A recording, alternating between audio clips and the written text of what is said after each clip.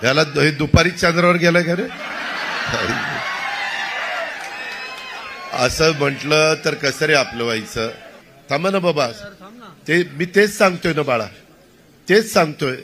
तुझ्या मनात जे आहे ना तेच माझ्या बोलण्यातनं बाहेर पडणार आहे. थांब जरा. अरे कोण म्हणतं आमच्या बापाचं? तुझ्याच हक्काचं आहे ना. तुला कुणी लंकेने पाठवलं का इकडं? बस. माणसं एखाद्या वेळेस महत्वाच्या पदावर गेल्यानंतर बदलतात. तशा पद्धतीनं निलेशचं झालं. निलेश त्या ठिकाणी बदलला.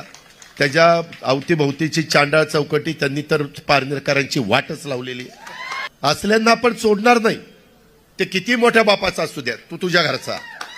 कायदा नियम सगळ्याला सारखा. खासदारकी त्याच्याकडं, आमदारकी पण तो त्याच्याच घरात घ्यायला निघालाय. जर दोन्ही एकाच घरामध्ये गेलं तर तुम्हाला कुणी वाली? दादा आम्हाला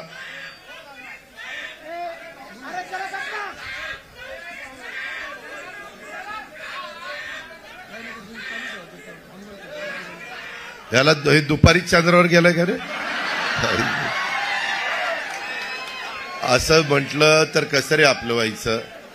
साधू संतांनी काय विचार सांगितलेले आहेत, तुकाराम महाराजांनी माऊलीनं काय सांगितलेलं आहे. ठीक आहे, हौसे नवसे गौसे असतात, आपल्याला आपलं काम करायचंय. मी आपल्याला सगळ्यांना हे सांगतो, आज पारनेर तालुका माझा दुष्काळी तालुका, परंतु सुप्याला एमआयडीसी आल्यानंतर पारनेरचं चित्र बदलायला लागलं. परंतु आज तिथं दहशत पण आहे, आज तिथं गुंडगिरी पण आहे, आज तिथं दादागिरी पण आहे. त्या संदर्भात आता महाराष्ट्रात मी सगळीकडे फिरतोय. मी यावेळेसचा अर्थसंकल्प सादर करताना थांबा ना बाबा, मी तेच सांगतोय ना बाळा, तेच सांगतोय. तुझ्या मनात जे आहे ना तेच माझ्या बोलण्यातनं बाहेर पडणार आहे. थांब जरा. त्या संदर्भामध्ये कुठल्याही परिस्थितीत आपल्याला, अरे कोण म्हणतं आमच्या बापाचं? तुझ्याच हक्काचं आहे ना. अरे मी पण शेतकरी आहे बाळा, मलाही फार कळतंय. तुला कुणी लंकेने पाठवलं का इकडं? बस.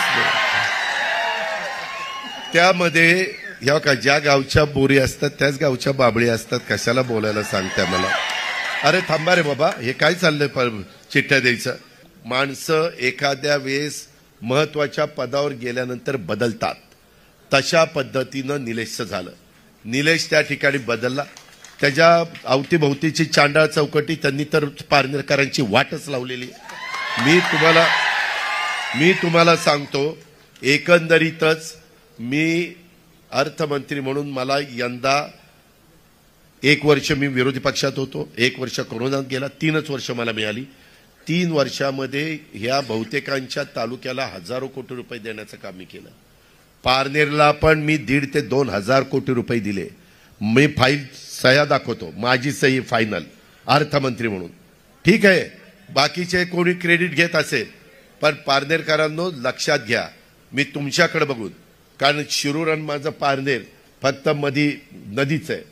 आज तुमच्या पारनेरमध्ये पण काही पतसंस्था चांगल्या आहेत ना. जे चांगलं आहे त्याला चांगलं म्हणलं पाहिजे, पण काही वाईट पण झाले. म्हणजे तुम्ही जनतेचे पैसे घेता आणि बुडवता, तुम्हाला कुणी अधिकार दिलाय? असल्यांना आपण सोडणार नाही. ते किती मोठ्या बापाचा असू द्या, तू तुझ्या घरचा. कायदा नियम सगळ्याला सारखा. पारनेरकरांनो, भावनिक होऊ नका. आपल्याला आपल्या तालुक्याला पुढे न्यायचंय. सगळेच जण इच्छुक आहेत. सगळ्यालाच वाटतं की बाबा काशीनाथ दात्यांना वाटतं मी आमदार व्हावं, मी आता वय झालं, माझी शेवटची संधी. सुजितला वाटतंय मागं संधी दिली होती पण थोडक्यात माझा चान्स गेला, आता मला चान्स मिळावा, त्याचं ते म्हणणं. विजय आवटीला वाटतं मी नगराध्यक्ष होतो, त्याच्यामुळं त्याची इच्छा तशा पद्धतीचे. आमचे त्या बाबतीमध्ये असणारे माधवराव हे आपले नगरचा काही भाग जो आपल्याला जोडलेला आहे, जिल्हा परिषदेचा 1 का 2 गट, तिकडचं ते प्रतिनिधित्व करतात. त्याच्यामुळं त्यांची इच्छा तशा पद्धतीनं आहे. शिवाजीरावची पण इच्छा तिथं आहे. त्याच्यामध्ये अजून कोणाची असे, अरे काय बाबा ऐका, अरे थांबा रे बाबा. ठीक आहे, मला ह्यांना तुम्हाला सांगतो, तुम्ही असं वाटून देऊ नका काय अजित पवार उर्मटे आला की माईक हातात घेतला आमच्या लोकांना बोलून दिलं नाही. मला टेक ऑफ घ्यायचा आहे. काही काही गोष्टी पाळाव्या लागतात, नियम पाळावे लागतात. ढगाळ वातावरण असलं तर मी ढगाला म्हणू शकत नाही अरे पारनेरला उशीर झाला जरा बाजूला ते ढगातच घेऊन जाईल आपल्याला. त्याच्यामुळं माझ्याबद्दल गैरसमज करू नका. मला लवकरच निर्णय घ्यायचा. मी ह्या सगळ्यांना हे केलं की तुमच्यामध्ये एकजीवपणा राहिला. तुम्ही सगळ्यांनी कुणालाही तिकीट दिलं, तुम्ही एकी टिकवली तर तुम्ही समोरच्याला पराभूत करू शकाल. नाहीतर आता खासदारकी त्याच्याकडं, ऐका ना, खासदारकी त्याच्याकडं, आमदारकी पण तो त्याच्याच घरात घ्यायला निघालाय. जर 1 मिनिट रे बाबांनो, अरे घोषणा देणं फार सोपं असतं. पुढं 5 वर्ष प्रपंच चालवायचं आहे बाबांनो. त्यामध्ये जर दोन्ही एकाच घरामध्ये गेलं तर तुम्हाला कुणी वाली नाही. मी सरळ सांगेल, मी पारनेरमध्ये येऊन तुम्हाला जागा करण्याचा प्रयत्न केला. लक्षात आणून द्यायची जबाबदारी माझी, समजावून सांगण्याची जबाबदारी माझी, पुढची कामं मार्गी लावण्याची जबाबदारी माझी. पण तुम्ही पण महायुतीचा उमेदवार जो दिला जाईल घड्याळाचं चिन्ह घेऊन त्याला तुम्ही त्या ठिकाणी द्या. सगळ्यांनाच वाटतं आमदार व्हावं, जागा एकच आहे. तुम्ही जर तुमच्यामध्ये एक वाक्यता नाही ठेवली तर दुसऱ्याचं फावल ते लक्षात घ्या. आत्ताच कशा पद्धतीनं पारनेरचे अनेक लोक मला मुंबईत भेटतात, पुण्यात भेटतात, शिरूरमध्ये भेटतात, म्हणतात दादा काहीच आमचं खरं नाही, फार वेगळ्या पद्धतीचं चाललंय, दमदाटीचं चाललंय. काही उद्योगपती म्हणतात की आम्ही तिथं कारखाना लावलाय परंतु खडी ह्याच्याकडनंच घे, त्या वाळू ह्याच्याकडनंच घे, स्टील ह्याच्याकडनंच घे, सिमेंट ह्याच्याकडनं. अरे असं कसं? आम्ही पण कारखानदारी वाढवली ना, पण त्यांचं त्यांना घेऊन जा ना. गुंतवणूक त्यांनी कर्ज काढलं, आपण नाही काढलं. तो त्या ठिकाणी करेल ना जो गुंतवणूक करणार आहे तो. पारनेरकरांनो, तुम्ही जर चूक केली तर त्याची जबरदस्त किंमत 5 वर्ष तुम्हाला मोजावी लागेल. भावनिक बनवू नका. आमचा सगळ्यांना आदर आहे.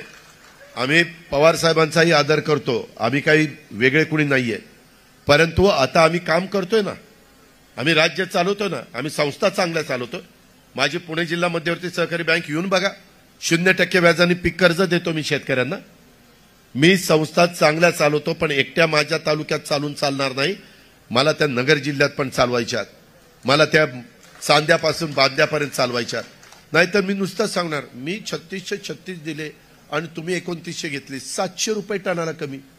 खर्च तेवढाच, बेण्याचा खर्च, लागणीचा खर्च, पहिलं डोस, दुसरा डोस, खादनी बांधणी, नळी, सगळं तेवढंच ना. कसा शेतकरी उपजायला येण्याचा?